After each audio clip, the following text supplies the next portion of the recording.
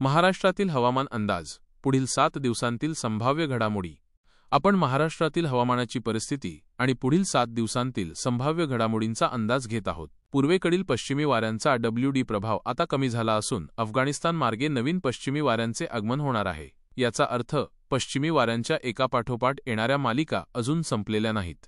अरबी समुद्र आणि बंगालच्या उपसागरातील वातावरण शांत झाले असले तरी एप्रिल महिन्याचा उर्वरित काळ साधारणतः कमी पावसाचा असतो आणि तापमान वाढलेले असते। सध्या स्थानिक ढगांच्या निर्मितीमुळे केरळ आणि कर्नाटकाच्या काही भागांमध्ये पावसाळी वातावरण आहे। भविष्यात महाराष्ट्राच्या दक्षिणेकडील भागात म्हणजेच पश्चिम महाराष्ट्र, मराठवाड्याचा दक्षिण भाग आणि विदर्भाच्या दक्षिण भागात अशाच प्रकारचे वातावरण तयार होण्याची शक्यता आहे। त्यामुळे महाराष्ट्रातील पाऊस स्थानिक वातावरण किती प्रभावीपणे तयार होते यावर अवलंबून असेल। कोकणातही आता तापमान वाढू लागले आहे, ज्यामुळे संपूर्ण महाराष्ट्र उच्च तापमानाकडे सरकत आहे।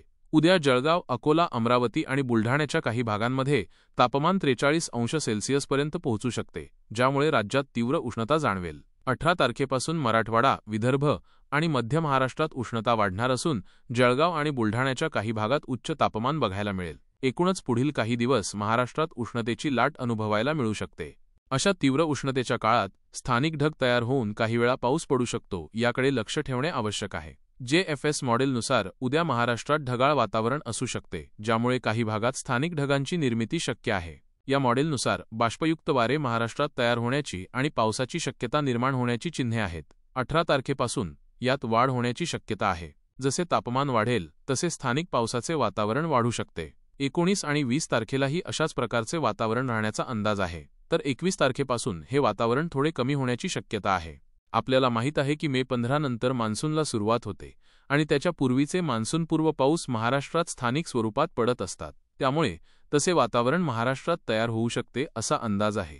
मात्र ECMWF मॉडेलने याला फारसे अनुकूल वातावरण दाखवलेले नाही। 16 तारखेला गडचिरोली जिल्ह्यात आणि थोड्या प्रमाणात सोलापूर, सांगली, सातारा भागात पावसाची शक्यता आहे। 17 तारखेलाही महाराष्ट्रात स्थानिक वातावरण असू शकते। 18 तारखेला मॉडेलने पाऊस दाखवला नसला तरी उच्च तापमानामुळे स्थानिक पावसाची शक्यता नाकारता येत नाही। 19 आणि 20 तारखेला उत्तर, पूर्व आणि दक्षिण भारतात पावसाळी वातावरण असले तरी महाराष्ट्रात विशेष वातावरण दिसत नाही। SMW मॉडेलनुसार 21 तारखेला पश्चिम महाराष्ट्र आणि दक्षिण कोकणात वातावरणात बदल होईल आणि 22 तारखेला पश्चिम महाराष्ट्रात पावसाचे वातावरण निर्माण होण्याची शक्यता आहे।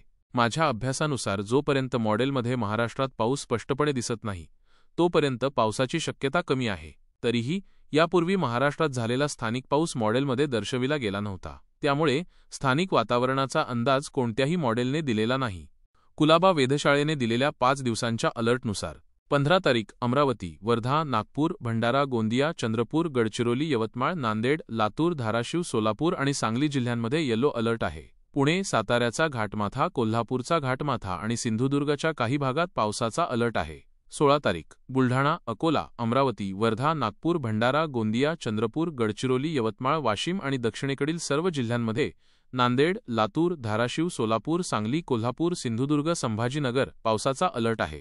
17 तारीख वर्धा, यवतमाळ, चंद्रपूर, गडचिरोली, लातूर, धाराशिव, सोलापूर आणि सातारा जिल्ह्यात अलर्ट आहे। हे स्थानिक वाऱ्यांच्या प्रभावामुळे दिलेले अलर्ट आहेत, ज्यात वादळी वाऱ्या आणि गारपिटीचा अंदाज वर्तवण्यात आला आहे। पश्चिम महाराष्ट्र, दक्षिण मराठवाडा, दक्षिण कोकण आणि मध्य महाराष्ट्राच्या काही भागात 21 तारखेपासून वातावरणात बदल होण्याची शक्यता आहे आणि 22 तारखेला हे वातावरण अधिक प्रभावी असू शकते। वातावरणाच्या तारखा जवळ येतील तसा याचा प्रभाव वाढण्याची शक्यता आहे। व्हिडिओमधील माहिती आवडल्यास लाईक, शेअर आणि सबस्क्राईब करा। धन्यवाद। जय हिंद, जय महाराष्ट्र।